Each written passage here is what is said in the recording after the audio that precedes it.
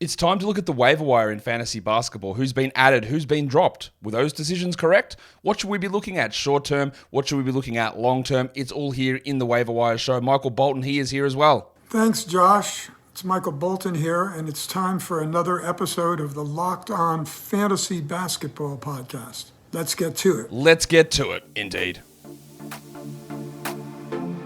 You are Locked On Fantasy Basketball, your daily fantasy basketball podcast, part of the Locked On Podcast Network.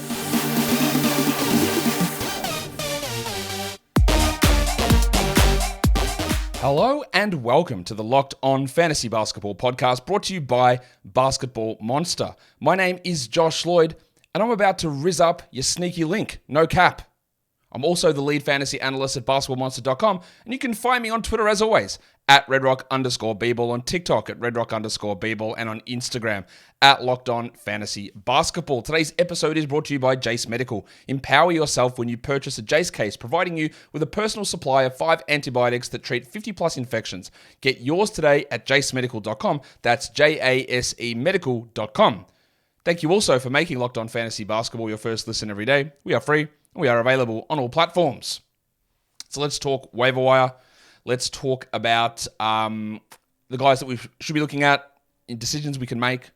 We'll get straight into that now and just look at the things that are happening. And let's go to some... We always start this show with a section that's not going to apply to a lot of you. It's the must roster section. But these guys are available. And I know that there are you guys who watch this who play in 8-team leagues or 10-team leagues.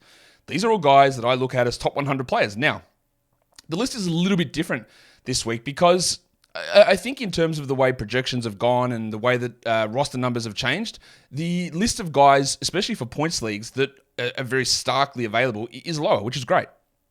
The one that still stands out is Miles Bridges, who sits at 71%, and he now has 0 games left on his suspension. He will return on Friday. Now, I don't really think there are 29% of leagues that have stated some sort of moral clause in their league that no one will pick him up. I know there are some that have done that, but I don't really think there are 29% of leagues that have done that. Meaning Miles Bridges is free and available, sitting on the waiver wire in many leagues. And he is going to be useful. So he should be grabbed. If that's what you believe. But that's what I mean. You're one person out of 10 or 12 in your league. I really doubt that everyone in 29% of leagues have decided that same path of action. Meaning, I think people are just ignoring it. So, yeah, if you are just ignoring Bridges and don't think he's going to be useful, I would be adding him. What it doesn't do is it doesn't harm your team to add him and see. Maybe he has lost it. Maybe he is rusty for 4 months. Totally possible. And then you move on. But it doesn't hurt you in a fantasy basketball production-wise sense to grab him. The next 5 guys are players who I believe are must-roster category league players, but not necessarily for points. DeAnthony Melton, Onyeka Okongwu, Dan Gafford, and I have moved Herb Jones into this list. He is a guy that I was more looking at as a steals specialist. It does help that McCollum and Murphy are out, but they're still out for a few weeks. So does must-roster mean he's going to maintain this spot all season? Not necessarily. But for Herb in particular here, he is a guy that, for now, he needs to be rostered. And he's only rostered in 60% of leagues, Herb. And I just do think that he needs to be sitting there on a roster because has elevated his game. He's doing more blocks-wise. He's doing more offensively. That's not always going to be the case when Zion ramps back up and does. Maybe he never does. Or when CJ returns or when Ken Murphy's there. All that stuff will have an impact on Herb, but that might be weeks away. So yeah, we look at Herb. We look at Melton, Okongwu, Gafford, and Jones. For points leagues, I don't think they're top 100 players, meaning you've got to determine whether that makes sense in your league or not, but they don't fall in the must-roster zone. And the other one for me there is on the other side, if it's Zubats at 61%, I don't know how... I don't think he's a top 100 category player, which means he's not a must-roster category guy. He probably is for most 12s you do want him. But for points leagues, I do think he's a top 100 player. Therefore, Zubats sitting at 61% rostered, that should be corrected. He should be... He should be added in all points leagues. And again, most 12-team cats, but we're not just talking 12 here. We're talking 10s and 8s. But for points league, Zubats is probably a little bit underrepresented on rosters. On the flip side, these are all guys that I'm not sure are going to be top 150 players rest of season who are rostered in over 60% of leagues. Now, when we say droppable, this does not mean go out and drop them. It's a very, very clear and sometimes confusing distinction. This means that if they're on your roster, you look at it and go, do I actually have to hold this guy? Is there someone better than I can add in? Is using this guy's spot for a streaming spot worth it? Is this player my worst player? Is he my third worst player? Well, your roster's in real trouble in that scenario. So, Benedict Mathurin, 69% rostered. Last time I did this, like I said yesterday, he went off and dropped 20 points in 2 consecutive games. But that's 2 good games out of like 11 that he's had this season. Those numbers may vary because I'm making them up, or I'm trying to remember off the top of my head. Like, he just doesn't have the full trust of Rick Carlisle. He is still young, but there's not enough consistent growth and consistent production or playing time for me to suggest that he has to be held in all scenarios. Lou Dort. This will seem crazy because Lou Dort is like top 100 so far this season. And while I do put him on the droppable list, he's rostered in 70% of leagues, I do that understanding that at the moment he is doing pretty well and he's providing good steal numbers. But we have seen it drop. And this is more for you in a situation that a real unbelievable player arrives on the waiver wire. Like, people have told me, hey man, Nick Claxton's on my waiver wire. Do I go grab him? Will his minutes jump up? Like, what? Yes. Right? I know that's the minority. But when I hear something more than once, I have to bring it up. So when you're in a situation where a very good option is available on the wire and Lou Dort's sitting on your team, like, Lou Dort's trend is heading down to me really, really pretty clearly in terms of the shooting numbers, even the usage, even the defensive stats I don't think will hold. So when you need to make that call, sometimes, and it happens with trading as well, you have to drop someone before it becomes 100% clear that you need to drop them. Yeah. Isaiah Stewart, 64%. Had a bit of an injury in yesterday's game as well, but he's just not a must guy to hold. Andy Wiggins at 69%. Yes, drop him. Like, he was here week 1 on this show. He can move on. Kevon Looney sits at 66%. Now, to me, in a points league, I just want nothing to do with Looney in a 12-team points league. I don't think he's a top 150 guy. For category leagues, you could debate it another way. His rebound numbers, his out-of-position assists, which have been strong. His field goal percentage is useful. So I can see that. I don't think he's in like the nether zone. I was going to say the nether regions. That's something else. That's whatever he does in his own private time. He's in like the shadow realm of like, he's not must roster for category leagues. He's not a droppable guy. He's sort of hovering like, yeah, maybe he's in that zone, right? But for points leagues, I don't see the point in Looney. And I also don't see the point in Kentavious Caldwell-Pope, who's 62% rostered. You don't need to roster him in 12-team points leagues or in 10, obviously. And in category leagues, I wouldn't bother with KCP in 10-team category leagues. Same goes with Looney. I wouldn't bother. There's better options out there. And in 12-team category leagues for KCP, he's very much on the border. He's very much on the border to me. I don't see that as a 100% must-roster situation. Today's episode is brought to you by FanDuel Sportsbook. Score early this NFL season with FanDuel, America's #1 sportsbook. Right now, new customers get $150 in bonus bets with any winning $5 moneyline bet. That's $150 if your team wins. So if you've been thinking about joining FanDuel, there's never been a better time to get in on the action. If I flick over to FanDuel now, I can go and have a look at who the current favorite is for MVP. It's Jokic, and then it's Doncic. Wow. They've still got Steph as 6th favorite. That doesn't sound right. What about Rookie of the Year? It's Wemby still and Chet behind him, but that's pretty good odds on Chet. While Asar Thompson has clearly jumped up to 3, and then Brandon Miller, Scoot Henderson, and Amen Thompson, who I don't think have any shot of doing that. But that's where we're at over on FanDuel. So go to FanDuel.com/lockedon and kick off the NFL season. FanDuel is an official partner of the NFL, and don't forget to gamble responsibly. Also, just quick mention, we've got our first ever national sports 24/7 streaming channel on YouTube. After these YouTube videos, you'll see that we redirect to that. It's on 24/7, has the top sports stories, local experts right across our network, national shows covering every league. You'll see my head pop up on there at times as well. It's Locked On Sports Today. Subscribe to it. It's always on. It's like a running TV show. It's like ESPN, but better because we've got people who know what they're talking about. And it runs all day, 24/7 streaming at Locked On Sports Today. So go and check that out. Let's look into the next waiver wire part of the day. We're going to look at the most added players. This is over the last 48 hours. Number 1 is Bilal Coulibaly, who's up 50%. Yeah, like he should be. Now, the question is always going to be with Bilal, like, man, do I add him over X player? Right? I can't answer every specific one of those questions that you guys will have on this. But let's put it this way. Bilal is trending up. Bilal is getting a lot of minutes and he's a good defensive player, but he's a rookie. And he plays for a terrible team with a terrible coach who could jerk his minutes and production around at any point. We saw it already to begin this season. He's going to have iffy shooting production. But when you compare him to, say, Kentavious Caldwell-Pope, who has not a dissimilar profile. A guy that's going to get some steals, he's going to be really solid defensively, and he might play 30 a night. One of those people, I know who they are, and that's KCP. The other one, well, I don't know what they're going to do because they're 19 years old, and that's Bilal. So he could really pop off, and we're still in that portion of the season where if I can hit a guy who's going to be top 70 in February, and I'm not saying Bilal will be, but he's at least got a better shot of doing that than KCP does, then I take that chance on him. Understanding that the median outcome for both of those players, or that type of player like KCP, is much higher. So yeah, Bilal should be added. So should Skylar Mays, up 26%. But the difference with Skylar, and I get this question all the time as well, Skylar Mays or Keontae George? Feel really confident that Mays is going to be better this week. And then he won't be. He'll get sassed. He'll just move back to being behind Brogdon and behind Scoot. And he'll be useless. So yes, if you've got the streaming ability to add someone like Skylar Mays now, you knock on the door and you grab him. But if you're switching that for the long-term value of Utah's alleged future starting point guard, Keontae George, well, you don't do it. You don't add Mays over Bilal, even though Mays is probably going to have more production this week. That is the definition of like it's short-term thinking, which you don't need to have at this point. Cam Reddish was up 25%. You can move on. Duncan Robinson, that first one's using our advanced metrics. The other one's just, the last three names here are just using Yahoo's recent ads.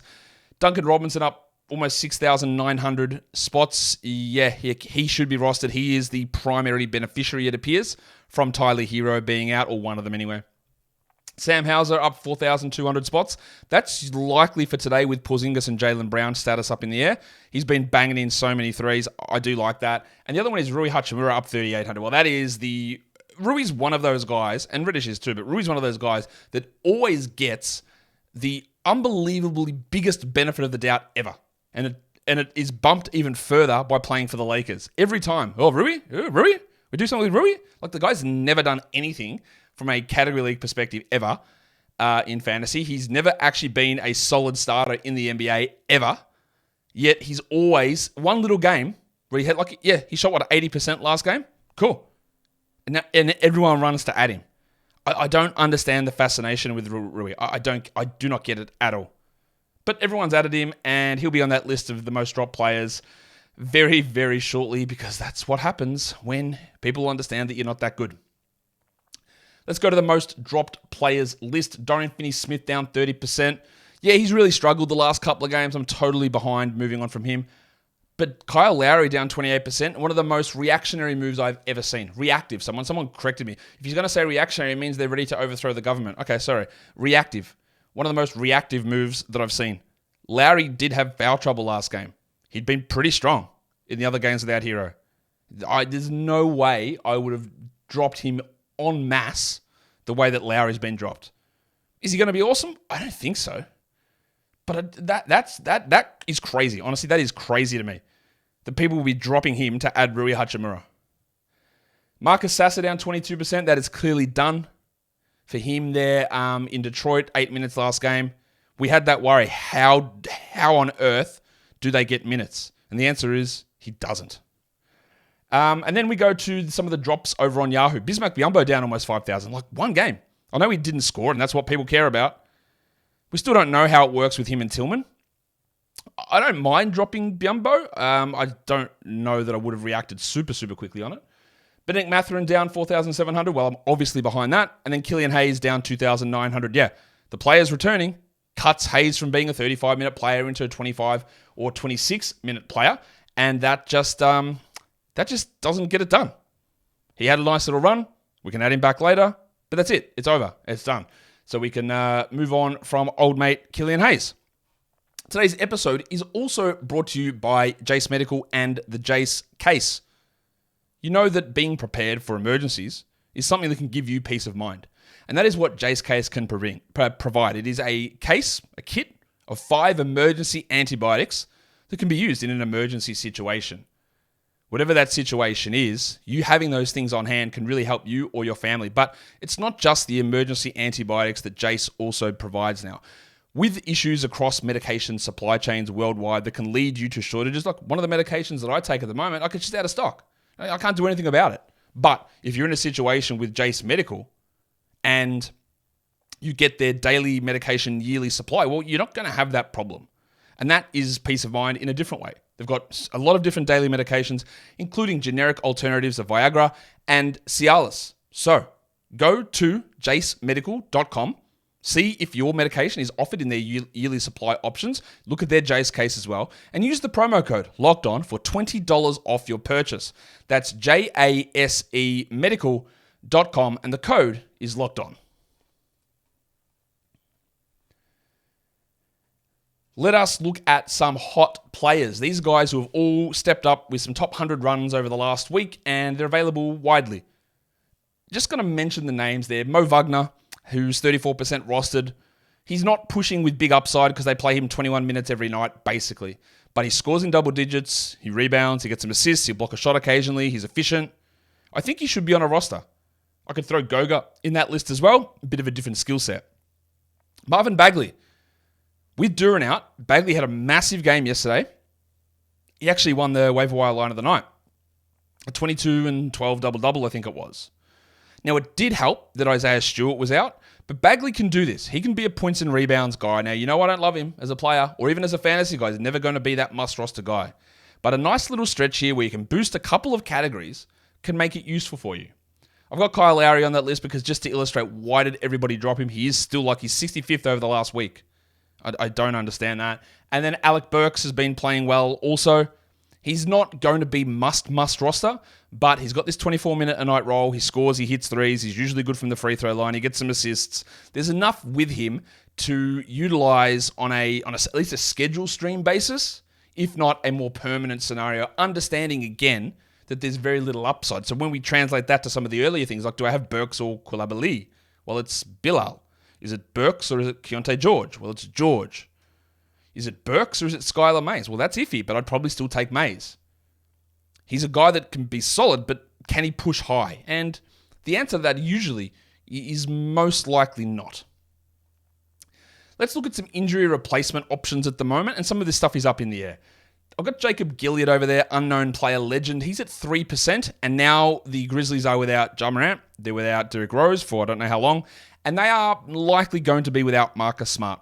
So Gilead is going to have to keep starting. Now, he didn't play very well in that game against the Lakers, but nobody did. He only played 20-odd minutes. But I still think that you probably want to take a look at Jacob. You probably want to add him, definitely in anything 14 or deeper, until we get more updates on Smart or Rose. The rest of the Grizzlies situation is very much up in the air. Like, I've got David Roddy on this list. He's at 1% rostered. He started last game. He dropped a massive Richie Beno. I still don't buy Roddy as a player, but if he's playing 30-plus minutes, then sure, let's do it. The other one we could throw in there is Santi Aldama in Memphis, who had a great game too. But again, I throw nearly everything out of that game out because none of it made sense. The rotations are all over the shop. There was a blowout early on. But they are all options. Gilead, Aldama, and Roddy. And I probably have that order. Gilead, Aldama, Roddy as guys to look at on Memphis. I've got Daniel Tice on this list, who's at 0% and currently plays for nobody. But he agreed to a buyout with the Pacers. He is going to sign with the Clippers. And the Clippers don't have Mason Plumlee. And Tice is going to come in, and he's going to be the backup center. And despite some of the things we hear, we know about Tice, or we think about Tice, he's actually still a really good player. And we saw it in the World Cup. We've seen it at moments when he's got opportunities. And obviously, running with PJ Tucker as their backup center or Moussa Diabate doesn't work.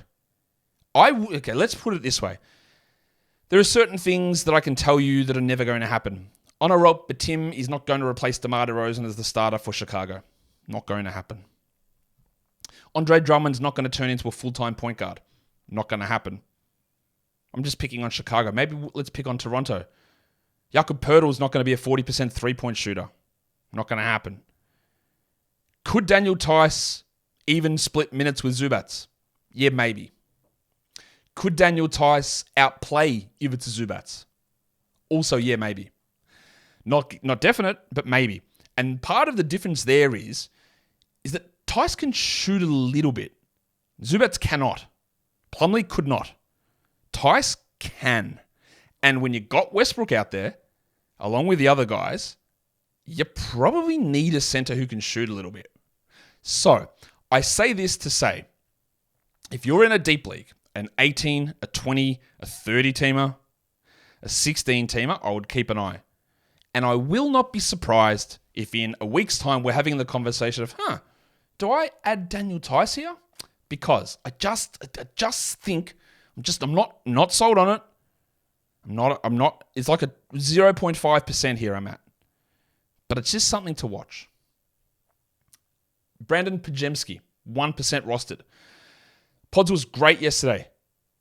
One of the things, like we, not me, people, criticize his summer league. Man, these numbers are dreadful. We could have had Cam Whitmore. That was a lot of Warriors fans. And I watched a lot of those games of Podziemski. Like, I was there. And I saw some of them on TV too. Right? I watched them. And yeah, the numbers weren't great, but you watch him, you go, oh no, this guy knows how to play. This is an absolutely perfect fit, and his ability to move the ball and to be in the right position and his decision-making was absolutely A+++. It was unbelievably good. Right? He was cooking all the time without putting up good numbers. And then we saw some breakouts in preseason, and then finding the role on the team is just not clear. But now there's a chance, and Steve Kerr's like, yeah, we're going to play him every night. Now, I still don't really know how that happens. Who does he take? Just Moses Moody's minutes, maybe? But it's just, as long as Steph Curry is out, and yesterday was weird because there was no Steph, no Clay, no Draymond, so he played a lot, but he was awesome. He's one to watch. I don't think I would add him in 12s, but I wouldn't mind a stream of it, and I just want to see where this goes with Podziemski. Cole Anthony's at 34% rostered while Markelle Fultz is out. It's going to be a rocky ride. He might play 20 minutes, he might play 30, he might score 4 points, he might score 30. Right? He's all over the shop, but he is going to get more opportunities. So I would rather him than Anthony Black, even though I know there's a lot of ups and downs with both of those players. And the other one there is Dennis Smith at 3%. Now, Dennis Smith is not a must-roster player. He's still going to be a backup in Brooklyn. But when you're looking for assists and steals off the wire, the same way you would have prioritized a Killian Hayes last week. Hey, he's giving me nice assists and nice steals. Dennis Smith can do that now. Instead of maybe playing 14 minutes and never playing necessarily as a point guard because Spencer Dinwiddie and Ben Simmons were always there, well, now it's just Dinwiddie. So Smith gets a lot of ball handling chances, which means he can get 6 assists and 2 steals per game in 20 minutes. Not saying that it's a 12-team scenario, but he's available everywhere. And you probably want to take a look at that for Smith in some of those deeper formats, or at least consider him somewhat of a stream guy. And lastly, we go through some other names which are important to mention. Number 1 is Jaime Jaquez Jr., 19% rostered currently. Played in the entirety of the fourth quarter for 4 consecutive games. And last game was probably the most, well, actually, I was going to say it's the most indicative. It isn't, because we still don't know. The last 3 games, one of them was without Kyle Lowry, one of them was without Jimmy Butler, and the next one was with Kyle Lowry playing 15 minutes due to fouls. So I don't really know how he fits into all of those rotation decisions. And I think he's still a very, I'd rather Duncan and Kyle Lowry as 12-team guys than Jaquez. And I don't think it's going to last long term. But he's worth noting. Speaking of noting, the speaker, Keontae George, 26% rostered. It's climbing up, but he's still there. He shouldn't be. And I've talked about him enough today. What about the dustbuster, Dyson Daniels, 17% rostered. He started over Jordan Hawkins, and much like Dennis Smith, much like Killian Hayes, you get assists and steals, you get some rebounds, and he's probably going to be 30 minutes a night, whether he starts or comes off the bench. I do think there's going to be some jerking back and forward between Hawkins and Daniels in terms of their production. Daniels is a little bit more reliable because it doesn't require supreme accuracy from 3. He just does what he does. Hawkins is going to have the flash games, the splash games, and that is appealing to a lot. And Daniels is going to do the other stuff. And when the original CJ news came down, I was like, I think Daniels might be the guy for some ball handling. And it didn't work out game 1. But since then, I would say Daniels has probably been, on the whole, better than Hawkins. He's someone to watch. I've got Kason Wallace on here, 2% rostered, mainly because Thursday, Saturday, Sunday, the Thunder play. You might get 68 to 75 minutes out of him. You might get 5 steals and 3 blocks across that time. He's going to play good minutes. They've got a great schedule.